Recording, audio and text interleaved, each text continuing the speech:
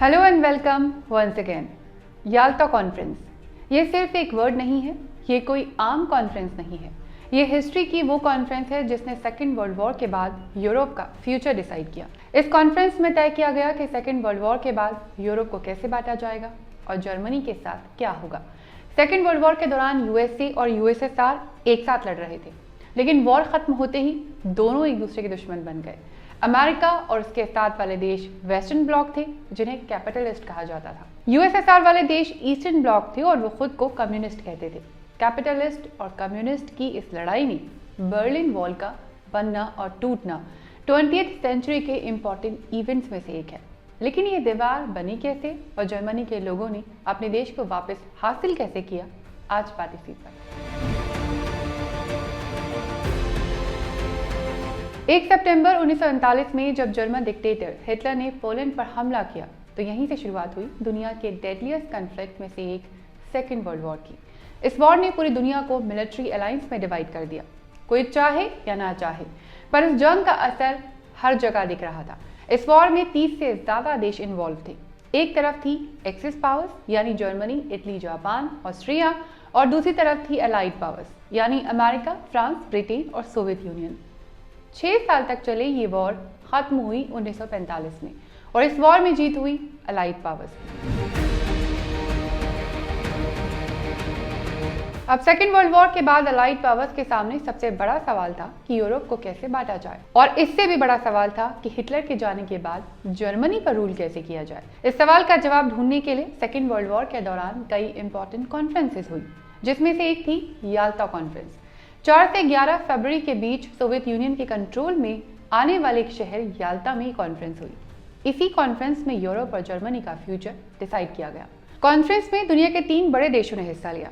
United kingdom के prime minister Winston Churchill, America के president Franklin D Roosevelt और Soviet union के leader Joseph Stalin.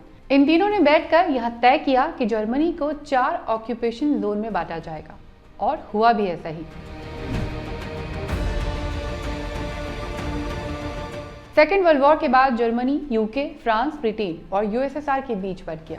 अब यहाँ इंपॉर्टेंट बात ये थी कि जर्मनी का बंटवारा सिर्फ इन देशों के बीच नहीं हुआ था, बल्कि 2 आइडियोलॉजीज के बीच हुआ था, कैपिटलिज्म और कम्युनिज्म। 1949 में जर्मनी को 2 इंडिपेंडेंट नेशंस में डिवाइड कर दिया गया। एक को कहा गया एफडीआर यानी फेडरल रिपब्लिक ऑफ जर्मनी, जो वेस्ट जर्मनी था। वेस्ट जर्मनी ब्रिटेन, फ्रांस और अमेरिका के पास था। दूसरा था ईस्ट जर्मनी, जिसे कहा गया जर्मन डेमोक्रेटिक रिपब्लिक। इस पर सोवियत यूनियन का कंट्रोल था। अब बर्लिन जर्मनी की कैपिटल थी और वो पूरी तरह आती थी ईस्ट जर्मनी में, यानी सोवियत यूनियन के अंडर। वेस्ट जर्मनी यानी ब्रिटेन, फ्रांस और अमेरिका इसे छोड़ने के लिए तैयार नहीं थे। इसीलिए डिसाइड किया गया कि बर्लिन के भी 2 हिस्से होंगे, ईस्ट और वेस्ट बर्लिन। और वेस्ट बर्लिन ब्रिटेन, अमेरिका और फ्रांस के पास था, और ईस्ट बर्लिन सोवियत यूनियन के पास था। उस वक्त ईस्ट बर्लिन ईस्ट जर्मनी की कैपिटल बन गया और वेस्ट जर्मनी की कैपिटल बना बॉन शहर। अब ईस्ट और वेस्ट जर्मनी के बीच 1952 में बॉर्डर्स क्लोज कर दिए गए थे, लेकिन बर्लिन में पब्लिक के आने जाने पर कोई रोक टोक नहीं थी। पहले ही की तरह इस शहर में लोग अपनी मर्जी से कहीं भी आ जा सकते थे। लेकिन इससे ईस्ट जर्मनी के लिए एक मुश्किल खड़ी हो गई। ईस्ट जर्मनी में कम्युनिस्ट गवर्नमेंट थी, इस वजह से वहाँ एजुकेशन हासिल करना काफ़ी आसान था। यहाँ हाई स्टैंडर्ड एजुकेशन फैसिलिटीज़ भी थी, इसीलिए न सिर्फ ईस्ट जर्मनी से बल्कि वेस्ट जर्मनी से भी लोग यहाँ एजुकेशन हासिल करने आते थे। लेकिन एजुकेशन पूरी होने के बाद यहाँ के skilled workers, doctors, engineers, professionals job के लिए वेस्ट जर्मनी चले जाते थे। इससे ईस्ट जर्मनी को इकोनॉमिक लॉस होने लगा। रिपोर्ट्स के मुताबिक 1939 से 1961 के दौरान 4 मिलियन लोग ईस्ट जर्मनी से वेस्ट जर्मनी गए। अब ईस्ट जर्मनी से वेस्ट जर्मनी जाने का सबसे आसान रास्ता था बर्लिन। जिन्हें वेस्ट जर्मनी जाना होता था वो पहले वेस्ट बर्लिन आते और फिर यहाँ से फ्लाइट लेकर वेस्ट जर्मनी चले जाते। इसकी वजह थी कि ईस्ट और वेस्ट बर्लिन के बीच कोई बॉर्डर नहीं था। 1961 में एक रूमर फैला कि ईस्ट जर्मन के लोगों को वेस्ट जर्मनी जाने से रोकने के लिए बॉर्डर को मजबूत किया जाएगा। हालांकि उस वक्त ईस्ट जर्मनी को लीड कर रहे जर्मन कम्युनिस्ट लीडर वॉल्टर उर्बिच ने अनाउंस किया कि दीवार बनाने की कोई इंटेंशन नहीं है। ये सुनकर लोगों को थोड़ी राहत मिली। लेकिन फिर अचानक 12 से 13 अगस्त की रात को वायर से बॉर्डर बना दी गई।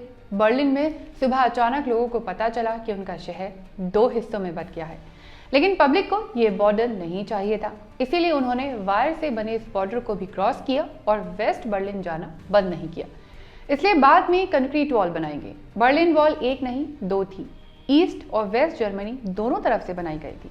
ये दीवार 155 किलोमीटर लंबी थी और 13 फीट ऊंची थी और इस वॉल पर गार्ड्स तैनात थे। यहाँ माइंस बिछी हुई थी जिसे जर्मनी के लोग डेथ ट्रिप कहते थे। इस बॉर्डर को क्रॉस करने वाले किसी भी शख्स को डायरेक्ट शूट करने की इंस्ट्रक्शन थी, इसीलिए इस बॉर्डर को क्रॉस करने में 150 से ज्यादा लोग मारे गए।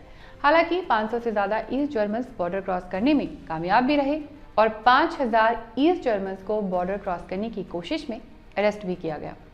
ईस्ट जर्मनी के लिए इकोनॉमिक सिचुएशन वर्स्ट हो गई। लोगों की डेली नीड्स पूरी नहीं हो रही थी। दूसरी तरफ 1985 में सोवियत लीडर मिखाइल गोर्बाचेव ने रिफॉर्म पॉलिटिक्स इंट्रोड्यूस की, जिसके बाद सोवियत ब्लॉक के देशों में तेजी से बदलाव आया। 1989 में डेमोक्रेटाइजेशन की वेव आई, जिसमें सोवियत कंट्रीज ने अपने यहाँ डेमोक्रेसीज लाने की डिमांड करनी शुरू कर दी। इसी में एक बड़ा इवेंट तब हुआ जब ऑस्ट्रिया और हंगरी ने अपने बॉर्डर ओपन कर दिए। ऑस्ट्रिया अमेरिकन ब्लॉक का पार्ट थी, जबकि हंगरी सोवियत यूनियन का पार्ट थी। ऑस्ट्रिया हंगरी के बॉर्डर ओपन होने से ईस्ट जर्मन के लोगों को आज़ाद होने का एक और मौका मिल गया। वो अब हंगरी के जरिए ऑस्ट्रिया जाते और वहां से वेस्ट जर्मनी चले जाते। 1989 में आई डेमोक्रेसी की इस वेव ने सोवियत यूनियन को प्रेशर में डाल दिया। ईस्ट जर्मनी में भी प्रोटेस्ट शुरू हो गए थे। 9 अक्टूबर को ईस्ट जर्मनी में 70,000 लोग सड़कों पर उतरे।